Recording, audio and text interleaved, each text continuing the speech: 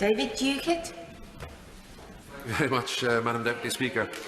I welcome the opportunity to speak in this debate today. I congratulate my honourable member from South East Cornwall for securing this debate, and I associate myself with pretty much all of your comments in your opening remarks, but in particular those on the emergency and rescue services, as was just mentioned again from the honourable member from Orkney and Shetland. I'd also like to say, express my gratitude and put it on record for the guarantee we received yesterday from my right honourable friend, the Secretary of State for Scotland, in Scottish Questions yesterday, when he guaranteed that when we leave the EU, we will be leaving this common fisheries policy.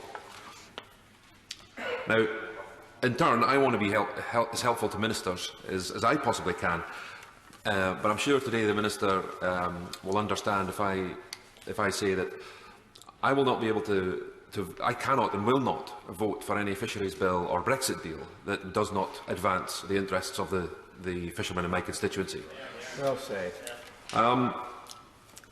I'll talk more about Brexit later, but first I want to discuss a matter that needs some more urgent attention, and something we've already been talking to the Immigration Minister about. I want to discuss the matter of non-EEA crew to the Scottish Fleet. We're not talking about unskilled labour, as is often perceived. We're talking about fishermen, experienced and qualified professionals. Like farming, which is where I grew up, I think fishing is a trade where you have to have the passion to make a real go of it. I think it's like farming again. I think it's something you need to be born into. Or certainly something that many fishermen are indeed born into. Whether you happen to be born in the coastal communities of Peterhead, Fraserburgh, Macduff in my constituency, or indeed the Philippines and further afield. The industry does indeed recognise a need for a transition to being sustainable with local labour, but this is going to take time, and in no small part, mainly because we need to undo the decades of damage done by the top-down EU policies like the CFP.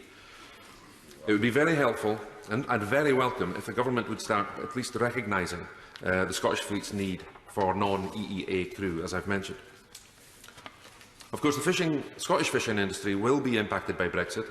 It is important that we agree how fisheries will be managed when we leave the CFP, and we will have these discussions when the fisheries bill reaches the House. The key focus must be, in the meantime, that we do take back control. When it comes to fishing, the Brexit negotiations are not the final negotiation. When we leave the EU, the United Kingdom will become an independent coastal state. So we must start thinking like one in our approach to future Brexit negotiations and in our annual negotiations with the other coastal states. As has already been mentioned, the December 2018 deal will only apply to the UK up until the end of March 2019. And like has also been mentioned, I am in favour of going into the 2018 discussions willing to accept a 9-month bridge to the end of 2019, but only if our own requirements are met. In the Brexit negotiations, we must not bargain away any concession of access to our waters.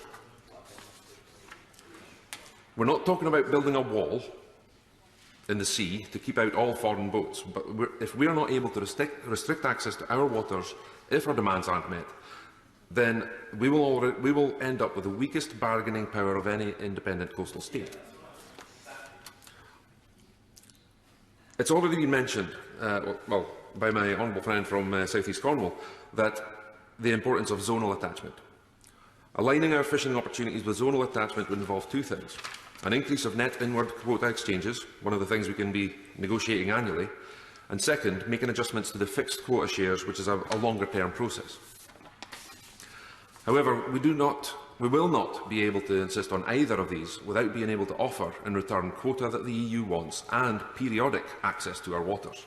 Access, I reiterate, that must be in our control and must not be traded away during Brexit negotiations. Finally, Madam Deputy Speaker, just very quickly on devolution in the short time I have left, I want to be clear. I do agree that those closest to the resource must have the most say and influence. We need to see grassroots policy making, not a top-down system like the CFP. I seek assurance from the Minister today that a UK framework that will be, and is universally recognised as being required, will be developed between Westminster and the devolved administrations, but more importantly, with the involvement of the relevant fish producer organisations.